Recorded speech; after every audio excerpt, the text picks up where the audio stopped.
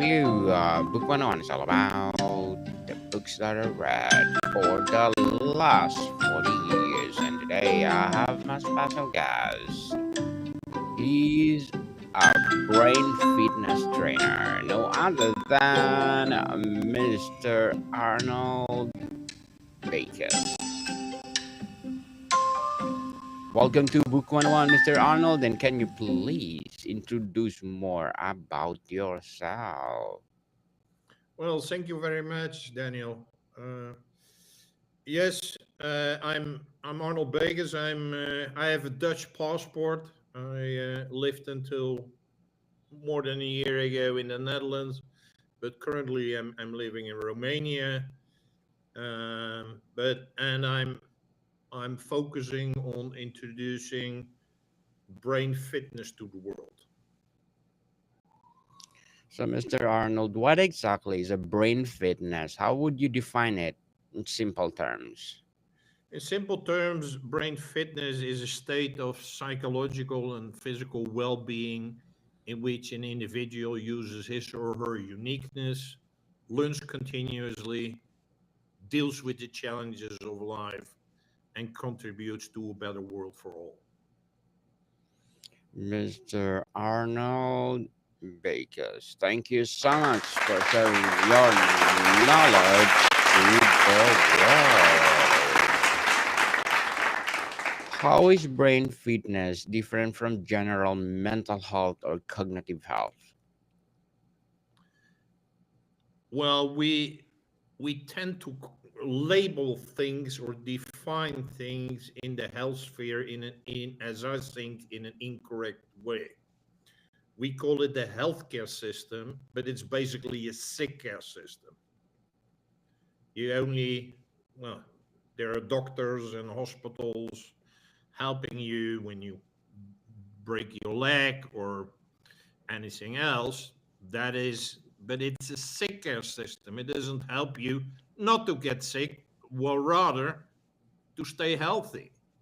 The same is true. We call it mental health care. But mental health care deals with people with mental illnesses, with mental disorders. So I, when I found that out, it's like we focus on we are people are used to body fitness to keep your body fit, your movement. You need to exercise, and what type of exercise is not so important as long as you exercise and most preferably every day. So to keep our body in good shape, and so that we are able to do what we want to do. That is the body fitness, but we have nothing for our brain fitness. So the same as with our body and brain after the age of 30, it starts to decline. At first it goes slow, but when you get older and older and older, it goes faster and faster in the decline if you do nothing. Yeah? So that is why body fitness is important, but the same applies to brain fitness. And in brain fitness, I cover mental, emotional, spiritual, physical, environmental, and social aspects. Very well said, Mr. Arnold. Very well said. Why is brain fitness important at every stage of life? Well, I would say that there's nothing in your life which you do without your brain. Mm. Your brain is basically the processor of information. So even if I like now, I lift my hand, it's not my hand who's moving, it's my brain who's driving my hand to go like that. So it's basically everything in your life is driven by your brain. So and a lot of people are unfortunately suffering because of their thoughts, of their emotions, of things which are going inside of you. Well, you cannot necessarily see it. Sometimes you can see that people are struggling, but it those are invisible things. but we need to maintain our brain health to deal with those things in a good way. Certainly. Mr. Arnold, can brain fitness exercise actually prevent cognitive decline as we age? Absolutely, absolutely. And I even argue that we can upgrade our brain.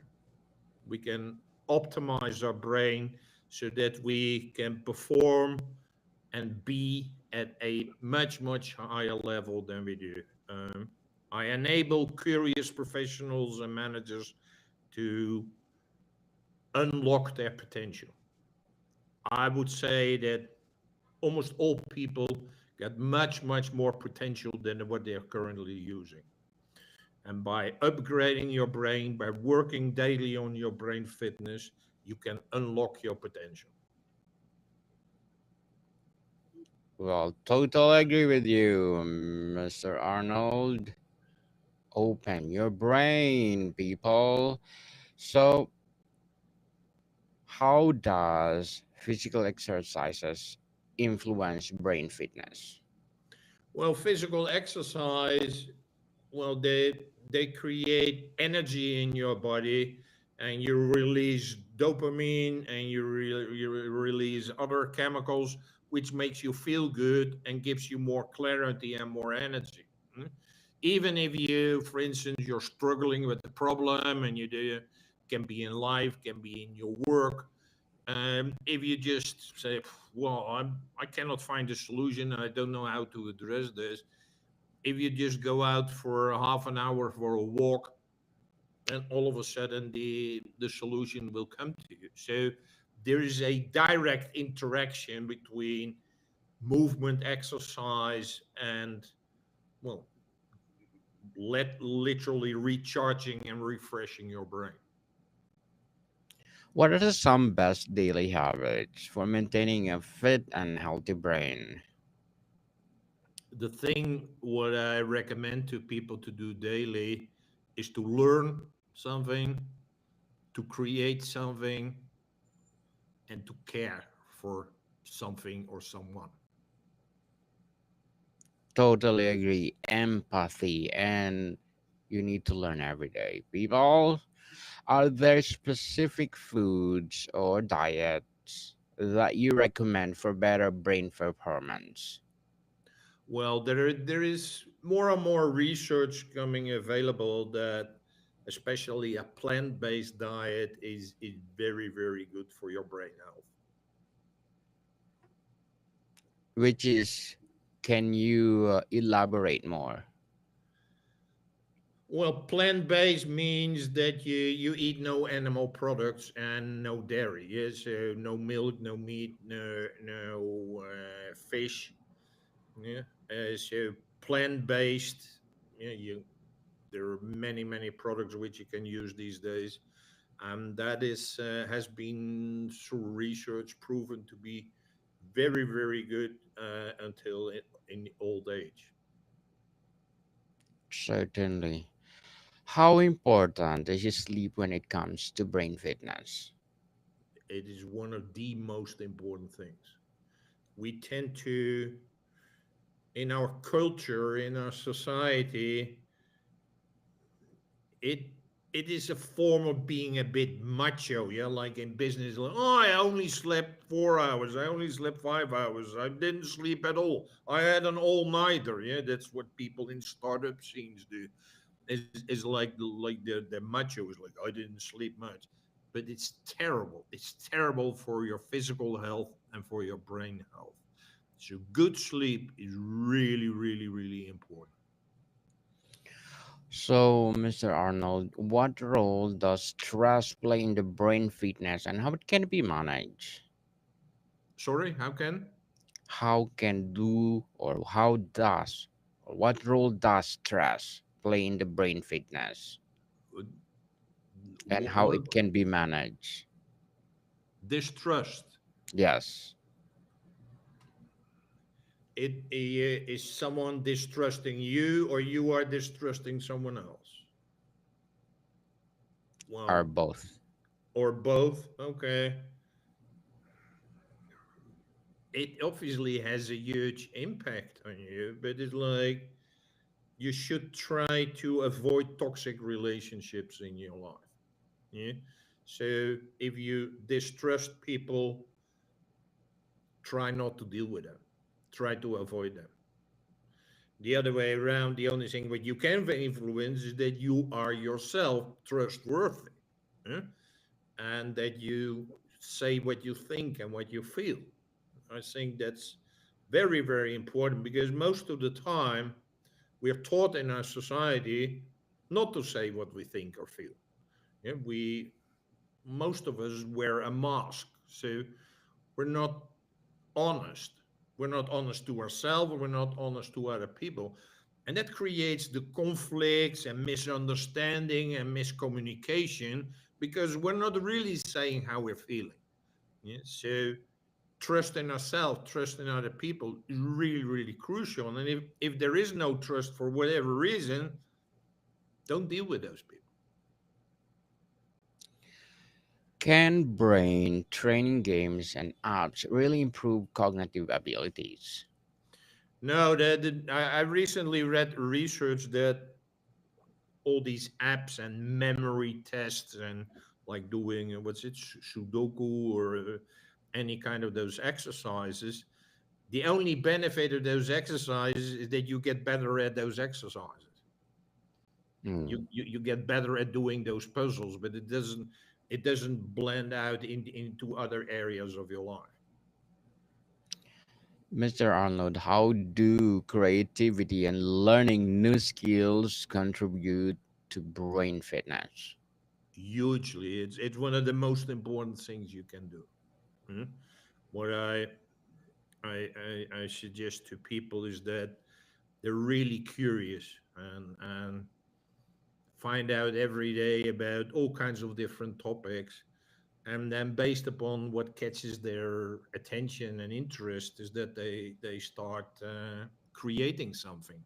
So those are really, really essential, Daniel, to your brain fitness. What is a neuroplasticity and why it is important for brain health? Well, we need to understand that our brain can grow and rewire at any age. A lot of people think that after we are 18, 19, 20, that it stops and your personality doesn't grow and your brain cannot evolve anymore. You're stuck with it until you die. That is not correct. We can, through learning, we rewire our brain, we make new connections, and we can learn and grow until any age.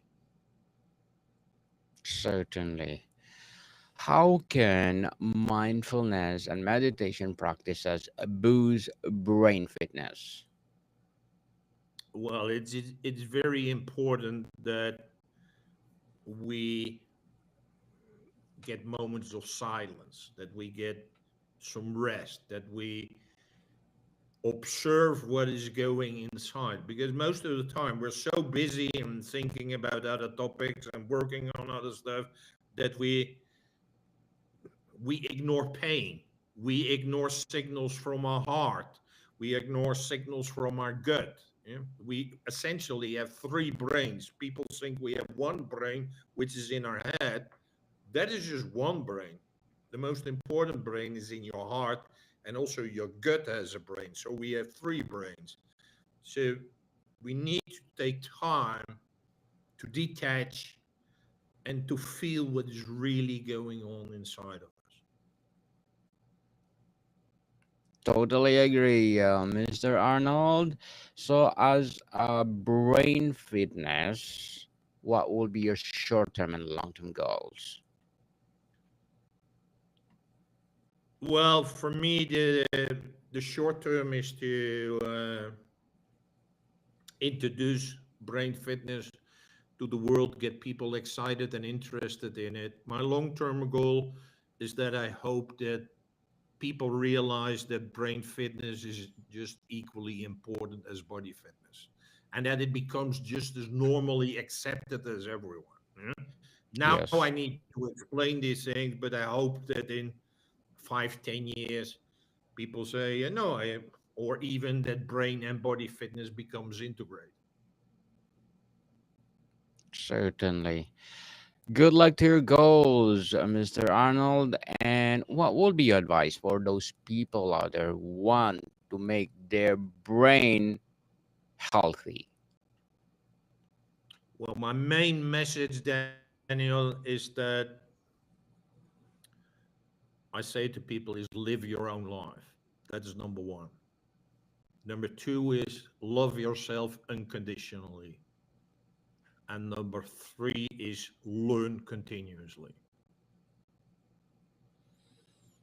Thank you for your advice and very well said, Mr. Arnold. Beautifully, beautifully articulated. Are there any signs that someone should watch for that might indicate their brain fitness needs attention? Well, there are a lot of things which are contributed to physical problems, but a lot of physical problems are really caused by brain problems. You're thinking negatively, you're suppressing emotions, not listening to your heart. Those things are really, really important. That signs also that sooner or later something will erupt. It's like if you're in a swimming pool and you have a ball and you press that ball underwater. You can do Yes, that for a few seconds or maybe half a minute or a minute. I don't know. Depends on your strength. But at some point in time, your arm becomes tired, and what happens then, Daniel, is that bam, eh, the the ball explode. explodes above the water because you cannot hold it anymore. That's the Yes, same thing what happens with suppressing your emotions. Yeah? So if you have maybe a lifetime of suppressing your emotion, sooner or later you will develop maybe a stroke, maybe some stomach problems, um, all kinds of nasty things which are caused because you're suppressing your emotions. Mr. Arnold, how much of brain fitness is genetic versus based on lifestyle choices? There is not much genetic. It's like you also mentioned the neuroplasticity is that we all can learn and grow and develop ourselves. So it's not like a lot of people say, well, that's just the way I am. No, that's not true. You can learn and grow and develop most things which you don't have as long as you put in the time, effort, and the discipline. So the lifestyle has a huge impact. We already discussed basically everything is like your diet, your movement, your sleep, the people you relate with, the environment in which you live. All of those things have a huge, huge impact on your brain fitness. How do social connections, relations impact brain health? Hugely, there's an interesting book by an English guy who checked out what is happiness and what is really causing happiness. And he did it like, is it this? Is it that? Is it that? And the main influence on people's happiness is other people. So, but that means also the flip side is also the main influence on your unhappiness is also other people. Yeah, so the people in your life are very, very important for your brain fitness. Mr. Arnold, what myth about brain fitness do you encounter most often? Yeah, I mentioned it just a while ago. Is that people think everything is fixed? It's like I'm just born that way. It's like my parents were like that, and my family, and that's just the way I am. That myth is totally untrue. It's like we can all grow and learn until we are very, very old. I uh, I can still vividly remember, and it's a long, long time ago, that my uncle, who was a professor at university, he had a PhD student, and the lady was in her 90s. So she was graduated in her 90s. So that already showed to me a long time ago is that you can do anything until a very old age. How can busy professionals integrate brain fitness into their daily routine without feeling overwhelmed? Well, you need to, a lot of people, you need to create space to learn and grow and create and care. But we waste so much time on social media. We waste so much time watching Netflix and TV and stupid movies on TikTok that we can easily find extra time to work on our brain fitness. You can even combine things. I go for a walk each morning, early in the morning, and I listen to podcasts. So that's where I combine my body fitness with my brain fitness. So you can be smart about it. It's like if you do chores in your house like ironing or vacuum cleaning, you can listen to podcasts. And all of a Yes, sudden, a chore which you don't like becomes interesting because you're listening to an interesting topic. very well said, Mr. Arnold. Very well said. Can you recommend a simple brain fitness routine or workout for beginners? Well, it sounds simple. It is not simple, but the main thing what I recommend people is to be kind to themselves. Yes, We indeed. we have this inner voice which we all know, and that inner voice we call the inner critic. It's always criticizing ourselves. We all have that experience. We all know it. And most of the day it goes, pa, pa, pa, pa, pa, pa, and nobody else hears it, but you hear it. And what I recommend is that you transform that inner critic into your inner cheerleader. Certainly. So, can you recommend a book regarding brain fitness, Mr. Arnold, that empowers you as a coach, as a trainer? Well, one of the books which I read recently is a book called by M. Scott Peck. It's called The Road Less Traveled. And that has a kind of,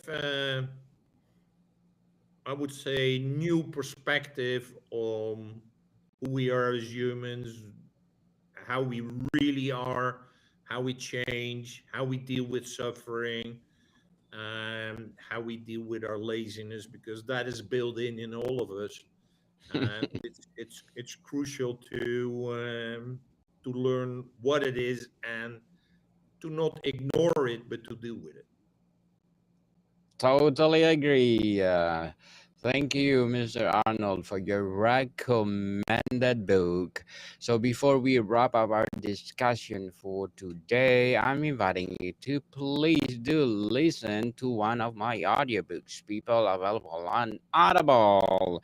My Book 101 Review, Volume 3 Suggestions, Book 101 Review, Volume 2 Selected, and Book 101 Review Volume 1 highly recommended. These are the product of my first season on Book 101 review. And of course, one of my self help books, Threads of Existence, Weaving the Tapestry of Life, Stand Tall, Stand Together, Breaking the Chains of Bullying, and Life is Too Short, a journey of discovery of fulfillment and joy. And my climate change book, Earth Fever, Unraveling Climate and Our Race to Restore Balance, available on Audible and one of the bestsellers. So, Mr. Arnold, What is one small change people could make today that would have an impact on their brain fitness over time? I would say start every day by going to bed half an hour earlier. Yes, true. Sleeping is the key, people. So, is there a required amount of time? 8 hours, 7 No, hours? it's the research is developing in those areas, but around 8 hours is really important. Yeah, but you well you can even add up every day 10 minutes or yeah, so it gotta suit you, but you will notice that yeah, and stop an hour before you go to bed by looking at your phone. And so stop looking at your phone, prepare yourself to relax and go to bed, and do that half an hour earlier. How long? Well, it depends on everything you do, but basically, it's the longer the better. The longer the better for sleeping is good for the healthy of your brain. Mr. Arnold Beekes, thank you so much for sharing your knowledge to the world. And we are looking for more and more and more empowering coaches or training to our brain. So, can you please invite our listeners to support your business fitness or brain fitness training? Yeah, I have two types of product. I have a 15-week training program, which is called From Fitting In to Flying Out. It's every week a 90-minute session, and then in the period in between, you will work on well on everything new you learned and you discover about yourself and what you want to do. So that is the training which I give live is and the other one are master classes where I have videos about specific topics like relationships, like your uniqueness, like nurturing your curiosity. So both things you can find on my website braingym.fitness. Yes, people are support Mr. Arnold Beekes because if you support him, more and more and more healthy brains will be empowered. So, Mr. Arnold, thank you so much for your time. Thank you, Daniel. More to come, people. See you soon.